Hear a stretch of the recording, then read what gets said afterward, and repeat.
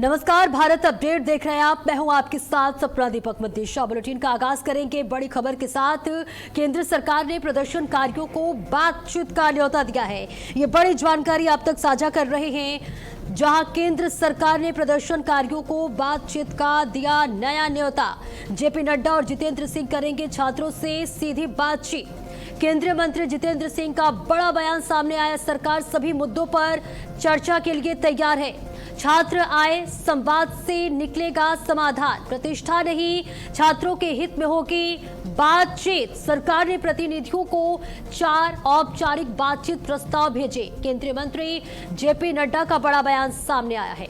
छात्रों से बातचीत के लिए तैयार है। मेरे दफ्तर या सरकार आवास में बात करें। तो कॉकरोच जनता पार्टी के साथ बातचीत के नए प्रस्ताव पर केंद्रीय मंत्री डॉक्टर जितेंद्र सिंह ने कहा कि सरकार ने कल दोपहर से उनके प्रतिनिधियों के साथ बातचीत के लिए 4 औपचारिक प्रस्ताव भेजे हैं। ये हमारे सभी युवा दोस्तों के लिए एक खुला निमंत्रण है। सरकार आपकी सुविधा और समय के अनुसार सभी मुद्दों पर बातचीत के लिए तैयार है। बातचीत जेपी नड्डा के ऑफिस या आवास पर हो सकती है। हम अपनी प्रतिष्ठा या सम्मान को बीच में नहीं लाएंगे। बातचीत के लिए केंद्रीय स्वास्थ्य मंत्री जेपी नड्डा और मौजूद रहेंगे। धीरे धीरे बातचीत के जरिए हम समाधान की ओर बढ़ेंगे और ये छात्रों के कल्याण के लिए सरकार द्वारा उठाए जा रहे लगातार कदमों की एक कड़ी है। मैं आप सभी से विनम्रता पूर्वक अपील करता हूं कि आए और बातचीत करें। तो ये बड़ी जानकारी आप तक साझा कर रहे हैं, जहां सीजीपी से बात करेंगे जेपी नड्डा और इसके साथ ही साथ नया प्रस्ताव भेजा गया है बातचीत के लिए। तो ये बड़ी जानकारी आप तक साझा कर रहे हैं। नीट पेपर लीक के मुद्दे पर सड़क से लेकर संसद तक राजनीति गरमाई हुई है। जंतर मंतर पर सीजेपी शिक्षा मंत्री के इस्तीफे पर अड़ी हुई है। तो इस बीच केंद्रीय मंत्री जितेंद्र सिंह ने कहा है कि छात्र जहां चाहेंगे सरकार वहां बातचीत के लिए तैयार है। उन्होंने कहा कि बातचीत से ही समस्या का समाधान होगा। इसके साथ ही जितेंद्र सिंह ने कहा, सरकार की तरफ से आंदोलन कर रहे छात्रों से एक अपील करना चाह रहा हूं। सरकार की ओर से हम चर्चा के लिए हर समय तैयार हैं और सरकार के दरवाजे खुले हुए हैं।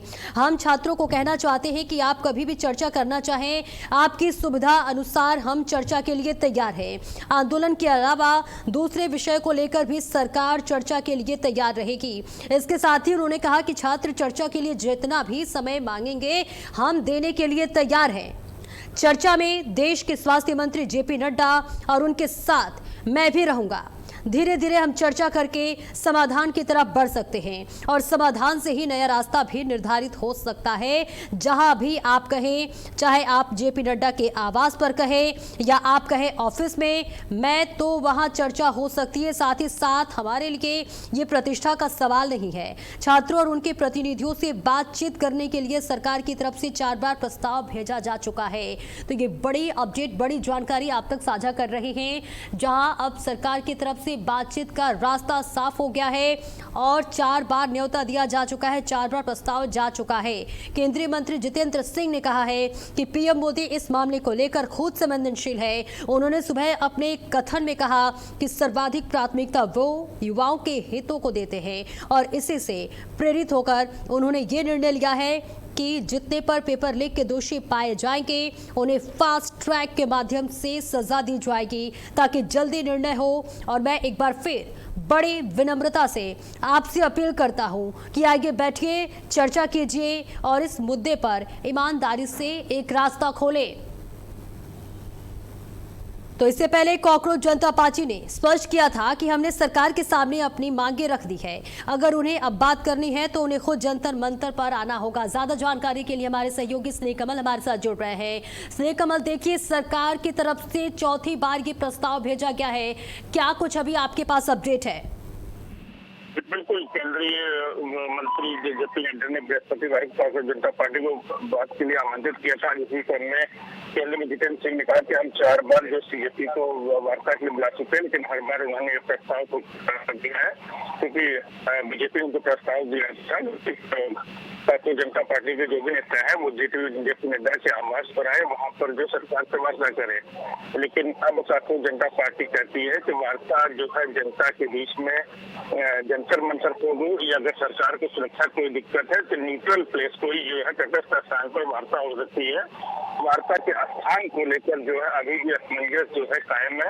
अभी तक सीजेपी या भारतीय जनता पार्टी या केंद्र सरकार की बात करें तो अभी तक इस पर सहमति नहीं बनी है कि फिर वार्ता हो तो कहाँ हो, क्योंकि सरकार कहती है वार्ता होगी तो जेपी नड्डा के आवास पर होगी, वही सीजेपी कहती है अगर वार्ता होगी जंतर मंतर पर जनता के बीच होगी या किसी न्यूट्रल प्लेस पर होगी। तो इस तरह के विरोधाभास के बीच में अभी भी वार्ता को लेकर कोई समय या स्थान निश्चित नहीं हो पाया है।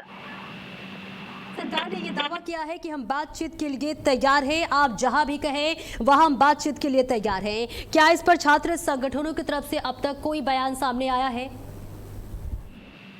जी, सरकार वार्ता के तैयार है, लेकिन जो है सीजेपी कहे वार्ता अगर होगी तो जंतर मंतर पर होगी, अगर सुरक्षा के लिए कोई दिक्कत है तो किसी न्यूट्रल प्लेस पर होगी, न किसी मंत्री के आवास पर होगी।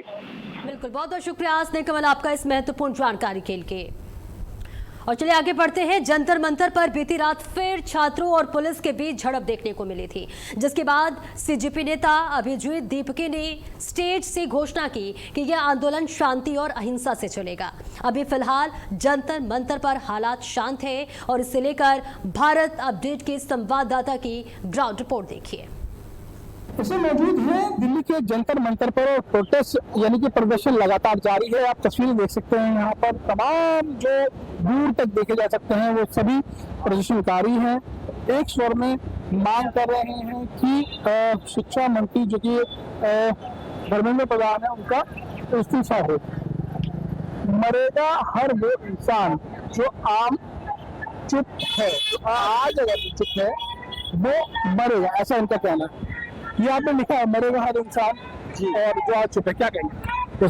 तो मरेगा हर इंसान का मतलब ये है कि जो चुप है या तो वो बेरोजगारी से मरेगा या शिक्षा के अभाव में मरेगा या फिर महंगाई से मरेगा। कहाँ से आए आप? मैं तो यूपी से हूँ। क्या नाम है आपका, क्या करते हैं? मैं अभी तो तैयारी करता हूँ वनडे एग्जाम की, RRB की तैयारी कर रहा हूँ। किस चीज का दुख था, किस चीज का दर्द था, किस चीज की टेंशन थी, किस चीज की परेशानी थी आप यहाँ पर? परेशानी तो ये थी कि मैं पहले तो आर्मी एग्जाम की तैयारी करता था, लेकिन 3 साल करने के बाद उसमें ओवरेज हो गया, चेस्ट में मेरी मेडिकल आउटपुट हो गया। तो उसके बाद फिर मैं आया SSC GD में। SSC GD की तैयारी की मैंने, एक बार एग्जाम दिया 2024 में, उसके बाद 2025 में दिया। 25 की जो वैकेंसी आई उसको 26 में एग्जाम दिया, तो पेपर लीक हो गया। जो मेरी वाली शिफ्ट थी उस वाले में एग्जाम कई सेंटर पर लीक हुए, उसके री एग्जाम हुए, लेकिन री एग्जाम में बाद में पता लग रहा है कि वो टेलीग्राम पे पहले से आ चुके थे। तो मेरा मानना यह है कि एक बच्चा जो पढ़ के जा रहा है, एक बच्चे को 100/100 क्वेश्चन करे हुए मिल रहे हैं, तो सिलेक्शन सर किसका होगा आप बताओ? ये युवा है, ये युवा का दर्द है कि पेपर लीक हुआ और जो इनकी उम्र है वो कहीं ना कहीं निकलेगी और उसके बाद ये उस उम्र के अकॉर्डिंग क्वालिफाई नहीं कर पाएंगे। यही कहना चाहते हैं? बिल्कुल। तो ये दर्द है, ये दर्द युवाओं का है और यही वजह है कि ये तमाम जो युवा है, आप देख सकते हैं तस्वीरों में, यहाँ पहुंचे हैं। हमने आपको दिखाया कि जंतर मंतर पर लगातार प्रदर्शनकारियों की भीड़ जुट रही है। कैमरामैन से गुजारिश करूंगा दिखाएं, एक लंबी कतार है और ये कतार काफ़ी दूर तक जाती है। और ये जो कतारों में जुटे हुए हैं ये स्टूडेंट हैं, ये अपने घरों से आए हैं, छुट्टी करके आए हैं, नौकरी है अगर तो उससे छुट्टी ली है, तो स्टूडेंट है तो कॉलेज नहीं गए हैं, स्कूल नहीं गए, लेकिन यहाँ प्रदर्शन का हिस्सा बन रहे हैं। ये इस तरीके का स्टूडेंट हैं, इसलिए पिट गए और होता तो CM बनाए देते। ये पहले तो उन लोगों ने जो लाठीचार्ज किया और वायलेंस उनकी तरफ से पहले आया था, तो उसकी कार्रवाई तो होनी ही चाहिए, जैसे कभी कभी हो भी रही है। और वो बिना बात के अगर इस तरीके से करते रहेंगे तो ये चीज़ें बढ़ेंगी। जो पीसफुल प्रोटेस्ट चला उसे वैसे ही रहने दिया जाए तो वो बेहतर है। भाई अपने दोस्त के लिए आए, नीट दिया था नहीं हुआ, तो मतलब जो लीक हुआ था उस वजह से आए मेनली, यही मेन रीज़न है। और आई थिंक स्टूडेंट के अलावा कोई पॉलिटिकल रीज़न तो होगा नहीं आने का हमारा यहाँ। लेकिन जिस तरीके से लगातार यहाँ प्रदर्शनकारी यानी जो स्टूडेंट हैं, जो युवा हैं, उनकी भीड़ बढ़ती जा रही है, उसे देखकर ये लग रहा है है कि जोश खत्म नहीं हो रहा है और यही वजह है कि देश भर से यहाँ युवा जुट रहा है और युवाओं की जो भीड़ है आप देख सकते हैं, जो गूंज है, ये जो आवाज़ है, ये कहीं ना कहीं बढ़ती जा रही है। मैं कैमरामैन से एक बार फिर से गुजारिश करूँगा कि दिखाएं दूर तक ये जो ग्राउंड है पूरी तरीके से भर चुका है। ये युवा यहाँ पहुँच चुके हैं और तमाम जो युवा हैं वो यहाँ पहुँच रहे हैं। फिलहाल हम आपको आगे की जानकारी देते रहेंगे और जो बढ़ती भीड़ है उसको दिखाएंगे, लोगों से जानने का प्रयास करेंगे, युवाओं की बात तक आप तक पहुँचाएंगे और बताएंगे कि प्रदर्शन आखिर किस ओर जा रहा है। जितेंद्र भाटी, भारत अपडेट, दिल्ली। और दिल्ली से बड़ी खबर आपको बता दें, राहुल गांधी के आवास पर कांग्रेस सांसदों की बैठक।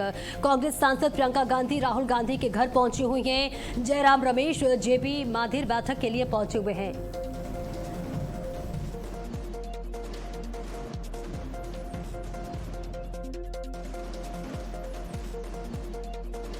जयराम रमेश, इसके साथ ही कई दिग्गज पहुंचे हुए हैं। बैठक चल रही है, बड़ी जानकारी आप तक साझा कर रहे हैं। राहुल गांधी के आवास पर कांग्रेस सांसदों की बैठक चल रही है। कांग्रेस सांसद प्रियंका गांधी राहुल गांधी के घर पहुंची हुई है। इसके साथ ही जयराम रमेश, जेबी माथिर भी बैठक के लिए पहुंचे हुए हैं। और शिक्षा मंत्री धर्मेंद्र प्रधान के इस्तीफे की मांग को लेकर लगातार प्रदर्शन जारी है। जहां लखनऊ में बाबा साहब भीमराव अंबेडकर प्रतिमा पर भीम आर्मी से जुड़े छात्र व पदाधिकारियों ने प्रदर्शन किया। प्रदर्शन को देखते हुए भारी संख्या में पुलिस बल भी तैनात रहे।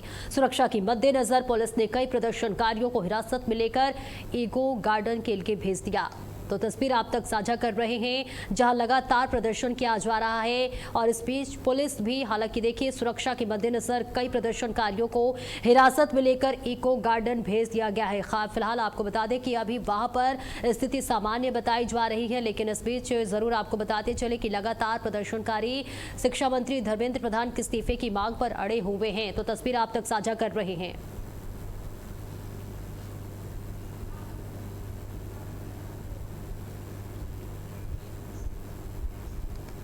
और चलिए आगे बढ़ते हैं। रामपुर के जौहर यूनिवर्सिटी में विद्यार्थियों को धरना प्रदर्शन लगातार छठे दिन भी जारी है। आपको बता दें कि जिला अधिकारी द की ओर से जौहर यूनिवर्सिटी के 38 भवनों को लेकर ध्वस्तीकरण संबंधी नोटिस जारी किए जाने के बाद यूनिवर्सिटी का मामला लगातार चर्चा में बना हुआ है। वही मामले में विद्यार्थियों का कहना है कि जौहर यूनिवर्सिटी शिक्षा का एक बड़ा केंद्र है और ऐसे में 38 भवनों को तोड़े जाने से विद्यार्थियों की पढ़ाई प्रभावित हो सकती है।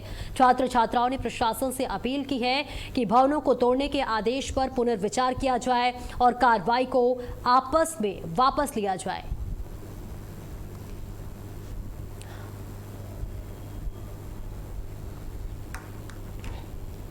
जौहर यूनिवर्सिटी के 38 भवनों को ध्वस्त करने के कार्रवाई के लिए डीएम, जो रामपुर के डीएम है, उनके द्वारा एक नोटिस जारी किया गया था, जिसमें उन्हें 15 दिन का समय दिया गया था। आपको बता दूं, आज उसका 6वां दिन है। यहाँ धरने पर कुछ छात्र बैठे हुए हैं। मैं आपको दिखा दूंगा कि यहाँ काफ़ी मात्रा में, काफ़ी तादाद में यहाँ पुलिस बल भी तैनात है। यहाँ और काफ़ी स्टूडेंट्स यहाँ पिछले 6 दिन से यहाँ बैठे हुए हैं, जो अपनी मांगों को रख रहे हैं। उनसे आज इनका 6वां दिन है। क्या मांगे हैं इनकी, क्या ये चाहते हैं, आज सीधे इन्हीं से बात कर लेते हैं। और आज यहाँ मैं आपको बता दूं, आज यहाँ एक समाजवादी पार्टी का डेलीगेशन भी यहाँ पहुँचने वाला है। अभी फिलहाल उसकी जानकारी मिली है कि वो बरेली के कहीं आसपास है। तो सीधे यहाँ हम छात्रों से बात करने की कोशिश करेंगे और पूछेंगे क्या है उनकी मांगे और कितना समय इन्हें यहाँ हो गया।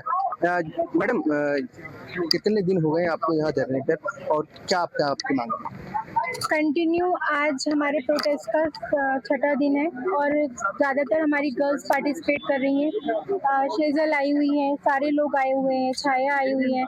रीज़न एक ही है, सबके दिल में एक डर बैठ गया है। डर इस चीज़ का बैठ गया है, जब से ये ऑर्डर पास हुआ है सबको कहीं ना कहीं ये लगता है कहीं हमारी पढ़ाई ना छूट जाए, क्योंकि सर लड़कियां हैं हम लोग, घरों में भी बहुत मुश्किल से परमिशन मिली है और उन्होंने परमिशन यहाँ का एटमॉस्फेयर देखकर दी है। है कि चलो ठीक है, बच्चियां अगर 15 मिनट में घर से निकल रही है तो शाम को 15 मिनट में विद इन टाइम पहुंच भी जा रही है। एक इस विश्वास के साथ मिली है। तो ये सारे स्टूडेंट्स थे जिन्होंने ये कहा है कि राजनीतिक के मुद्दे पर हमारा कोई मतलब नहीं है और ना ही हम इस मामले में पढ़ना चाहते हैं। और जो भी आ रहे हैं तो कोई उसमें कोई बात नहीं है, लेकिन अभी हम और जो स्टूडेंट्स हैं उनसे भी बात करने की कोशिश करेंगे।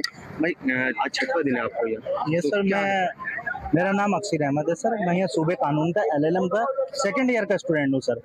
तो सर आज हमारा छठा दिन है सर। तो सर हमारी वही डिमांड है जो शुरू से हम डिमांड लेकर बैठे हुए हैं सर। अभी तक कोई हमसे प्रशासन की तरफ से भी कोई हमसे मुलाकात करने के लिए भी नहीं आया है सर। तो हम अपनी उन्हीं डिमांडों के लिए यहाँ बैठे हुए शांतिपूर्ण सर धरने पर हम बैठे हुए हैं। तो आप ये देख सकते हैं यहाँ जितने भी शिक्षक हैं और जो अपनी मांगों को रख रहे हैं कि जो 38 भवनों का नोटिस जारी किया गया है ध्वस्तीकरण का, तो वो 38 भवन ना तोड़े जाएं, बच्चों का भविष्य बर्बाद ना किया जाए। कैमरामैन सहयोगी के साथ मैं हरविंदर दिवाकर, रामपुर। और हमीरपुर में नीट पेपर लीक मामले को लेकर छात्रों के आंदोलन पर हुए कथित लाठीचार्ज के विरोध में हमीरपुर में डिस्ट्रिक्ट बार एसोसिएशन ने प्रदर्शन किया। अधिवक्ताओं ने राष्ट्रपति के नाम जिलाधिकारी को ज्ञापन सौंपते हुए दिल्ली पुलिस की कार्रवाई को निंदनीय बताया। बार एसोसिएशन ने मांग की है कि लाठीचार्ज में घायल छात्रों का इलाज सरकारी खर्च पर कराया जाए और घटना के लिए जिम्मेदार पुलिसकर्मियों के खिलाफ सख्त कार्रवाई की जाए। साथ ही अधिवक्ताओं ने केंद्रीय शिक्षा मंत्री धर्मेंद्र प्रधान के इस्तीफे की मांग भी उठाई है। बार एसोसिएशन का कहना है कि छात्रों की आवाज को बलपूर्वक दबाना लोकतांत्रिक मूल्यों के खिलाफ है। उन्होंने केंद्र सरकार से मामले में हस्तक्षेप कर निष्पक्ष कार्रवाई सुनिश्चित करने और छात्रों को न्याय दिलाने की अपील की है। तो नीट लाठीचार्ज के विरोध में वकील यहां पर प्रदर्शन करते हुए नजर आ रहे हैं। तमाम वकीलों का ये मांग है कि जिन भी छात्र छात्राओं को चोट लगी है उनका इलाज सरकारी खर्च पर किया जाना चाहिए। आक्रोश उत्पन्न होकर उन्होंने अपना ये उधर प्रोटेस्ट किया है। उसमें देश भर से लोग आए, छात्र छात्राएं, और उस संबंध में अपना विरोध प्रदर्शन करने के लिए दिल्ली पुलिस ने, वहाँ के प्रशासन ने इनको लाठीचार्ज किया। यहाँ तक कि महिलाएं जो छात्र छात्राएं थीं उनको इन्होंने मारा है।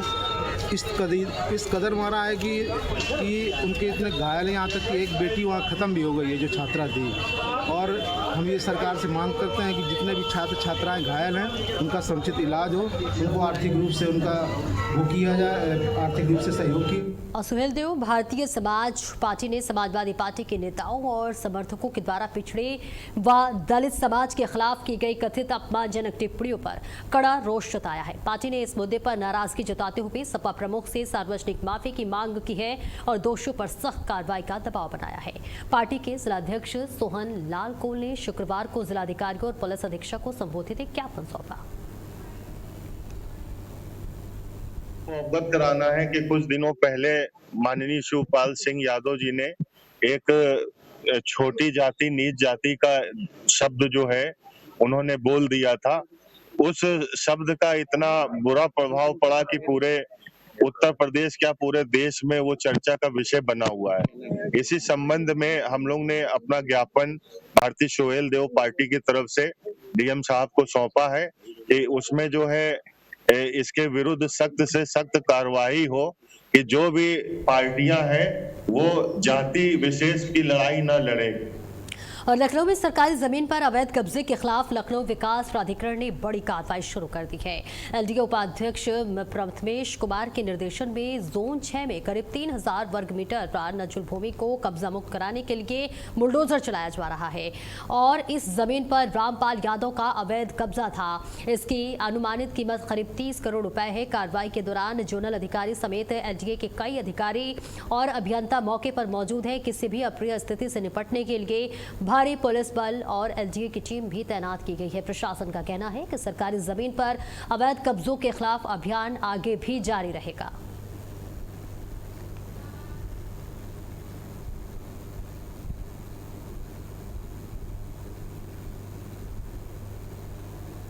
तो तस्वीर आप तक साझा कर रहे हैं जहां 30 करोड़ की नजो जमीन पर बुलडोजर की कार्रवाई हुई है।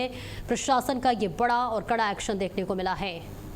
तो लखनऊ विकास प्राधिकरण की ये बड़ी कार्रवाई, जहां एलडीए के निर्देशन पर बड़ा और कड़ा एक्शन लिया गया है, जहां जमीन पर बुलडोजर की कार्रवाई की गई है। 30 करोड़ रुपए की ये संपत्ति बताई जा रही है, जहां बुलडोजर की बहुत बड़ी कार्रवाई हुई है। लखनऊ विकास प्राधिकरण ने ये बड़ी कार्रवाई शुरू की है।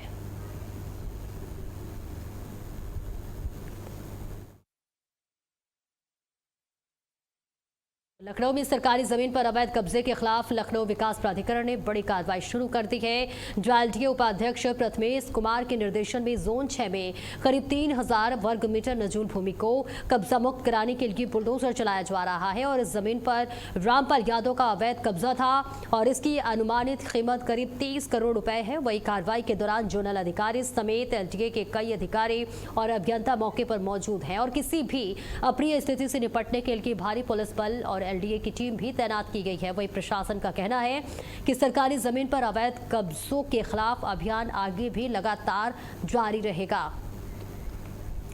और आगे बढ़ेंगे। लखनऊ में लखनऊ विकास प्राधिकरण ने बड़ी कार्रवाई करते हुए करीब 30 करोड़ रुपए की मूल्य की 3000 वर्ग मीटर नजूल भूमि से अवैध कब्जा हटाने का अभियान शुरू कर दिया है। एलडीए उपाध्यक्ष प्रथमेश कुमार के निर्देश पर यह कार्रवाई रामपाल यादव के कब्जे वाली जमीन पर की गई है। जोन 6 में भारी पुलिस बल की मौजूदगी के बीच बुलडोजर चलाया गया। मौके पर तहसीलदार नजूल, चीफ अधीक्षक अभियंता नवनीत शर्मा, जोनल अधिकारी प्रभाकर राज सिंह समेत एलडीए के वरिष्ठ अधिकारी और अभियंता मौजूद रहे। वहीं प्रशासन का कहना है कि सरकारी जमीन को अतिक्रमण मुक्त कराने का अभियान आगे भी लगातार जारी रहेगा।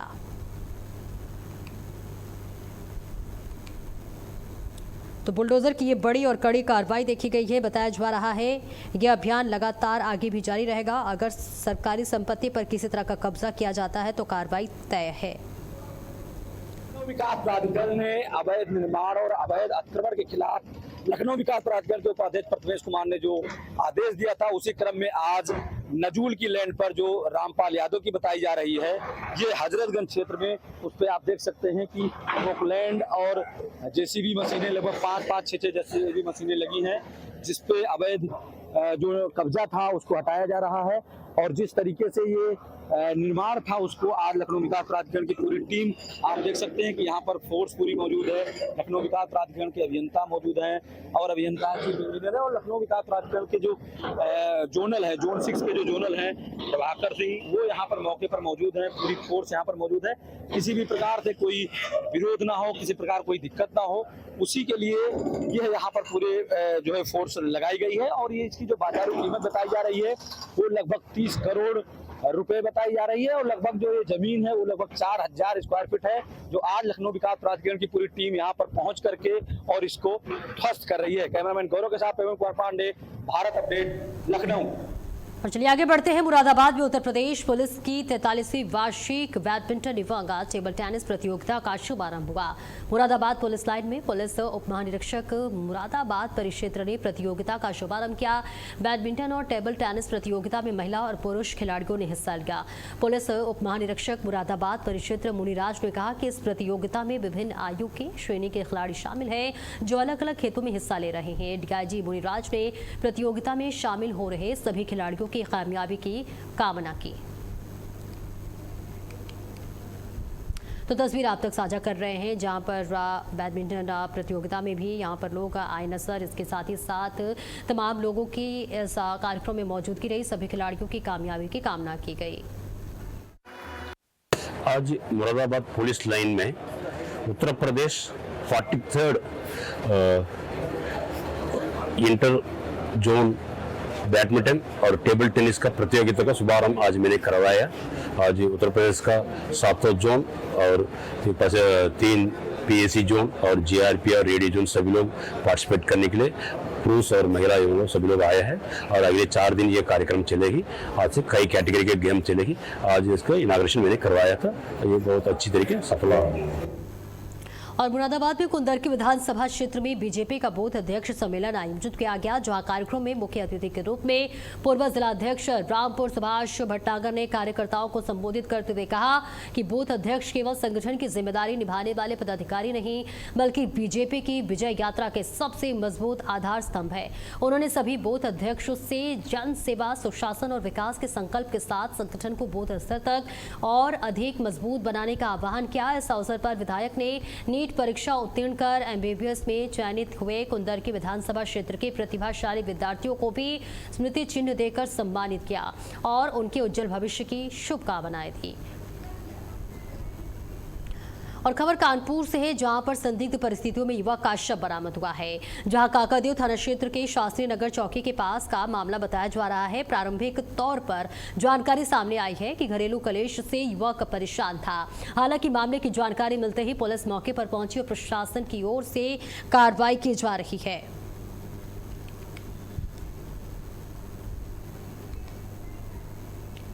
और मेरठ के किठौर थाना क्षेत्र से एक शर्मनाक मामला सामने आया है। यहां एक किशोरी के साथ कथित गैंगरेप का आरोप लगा है। पीड़िता के परिजनों का कहना है कि गांव के कुछ दबंग युवक उसे अगवा कर ले गए और सामूहिक दुष्कर्म की वारदात को अंजाम दिया। आरोप है कि घटना के बाद आरोपियों ने जान से मारने की धमकी भी दी। परिजनों की तहरीर पर पुलिस ने एक नामजद और 3 अज्ञात आरोपियों के खिलाफ मुकदमा दर्ज कर लिया है। पीड़िता का मेडिकल परीक्षण कराया जा रहा है और पुलिस इस पूरे मामले की गंभीरता से जांच में जुट चुकी है। और को सूचना प्राप्त हुई कि चौकी क्षेत्र साइफन में एक किशोरी के साथ दुष्कर्म की घटना हुई है। सूचना पर थाना पुलिस ऑफिसर के साथ तत्काल मौके पर पहुंची तथा जांच प्रारंभ की। प्रकरण में नामजद तहरीर के आधार पर मुकदमा पंजीकृत कर लिया गया है तथा दबिश की जा रही है। किशोरी का मेडिकल करवा के अग्रिम वैधानिक कार्रवाई करवाई जा रही है तथा मौके पर शांति है। और धमतरी पुलिस ने लूट के एक मामले का खुलासा करते हुए अंतर जिला गिरोह के 8 आरोपियों को गिरफ्तार किया है। पुलिस के मुताबिक 11 जुलाई की रात मंगर लूट जाते समय मंदरौद मोड़ के पास बदमाशों ने एक व्यक्ति से मारपीट कर 9,000 रुपए नकद, मोबाइल और एक्टिवा लूट लिया था। शिकायत मिलने के बाद पुलिस ने जांच शुरू की और कार्रवाई करते हुए रायपुर, धमतरी, बालोद और ओडिशा से जुड़े आरोपियों को गिरफ्तार किया। पुलिस ने आरोपियों के कब्जे से लूटी गई सामग्री और वाहन बरामद कर लिया है और सभी आरोपियों को न्यायिक रिमांड पर जेल भेज दिया गया है।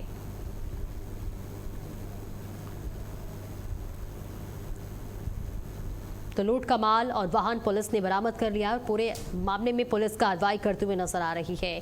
मारपीट का और लूट करने वाले गिरोह का ये बड़ा पर्दाफाश हुआ है। सभी आरोपियों को न्यायिक रिमांड पर जेल भेज दिया गया है। तो तस्वीर आप तक साझा कर रहे हैं, जहां अंतर जिला गिरोह के 8 आरोपियों को गिरफ्तार किया गया है। लूट का माल और वाहन पुलिस ने बरामद कर लिया है और पुलिस आगे की कार्रवाई में जुटी हुई है। सभी आरोपियों को न्यायिक रिमांड पर जेल भी भेज दिया गया है। ये बड़ी कार्रवाई हुई है। पुलिस को ये बड़ी सफलता हाथ लगी है। धमतरी पुलिस ने लूट गिरोह का बड़ा पर्दाफाश किया है, बड़ा भंडाफोड़ किया है, जहां अंतर जिला से आपको बताते चले कि 8 आरोपियों को गिरफ्तार किया गया और साथ ही साथ लूट का माल भी बरामद कर लिया है। मारपीट और लूट करने वाले इस गिरोह का पर्दाफाश कर दिया है। पुलिस के लिए ये बड़ी कामयाबी बताई जा रही है। मगर रोड जाने वाले रास्ते के पास एक यात्री प्रतीक्षालय है, वहाँ पे एक व्यक्ति आराम कर रहे थे। कुछ अज्ञात व्यक्तियों ने उस समय आकर के उनसे 9,000 रुपये नगद, उनकी स्कूटी और उनका एक वीवो का मोबाइल लूट लिया। लूट करके वो मौके से फरार हो गए थे। 2-3 आरोपियों की पहचान हो सकी, जिनको पकड़ने के बाद अन्य आरोपियों के बारे में भी पता चला। अंत में इसमें कुल 8 आरोपी जो हैं गिरफ्तार हुए हैं और घटना में जो इन्होंने लूट की थी मोबाइल और स्कूटी, वो बरामद कर ली गई है। और इसी के साथ इस बुलेटिन में इतना ही। खबरों का सिलसिला लगातार जारी है।